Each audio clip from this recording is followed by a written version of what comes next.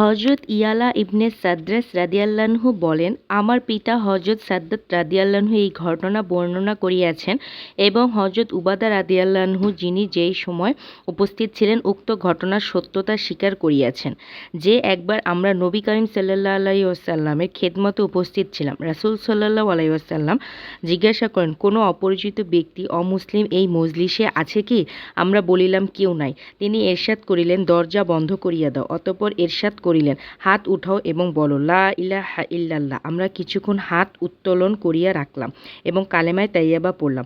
অতঃপর তিনি নিজ হাতে নামাইলেন এবং বলিলেন, আলহামদুলিল্লাহ, হে আল্লাহ, আপনি আমাকে এই কালেমা দিয়া প্রেরণ করিয়াছেন এবং আমাকে ইহার কালেমার তাবলীগ করার হুকুম করিয়াছেন এবং এই কালেমার উপর জান্নাতের ওয়াদা করিয়াছেন, আর আপনি ওয়াদা ভঙ্গকারী নহেন। অতঃপর রাসূল সাল্লাল্লাহু আলাইহি ওয়াসাল্লামের আমাদেরকে বলিলেন, আনন্দিত হও, আল্লাহ তাআলা তোমাদেরকে ক্ষমা করিয়া দিয়েছেন। সবাই ভালো থাকবেন, সুস্থ থাকবেন। আল্লাহ হাফেজ।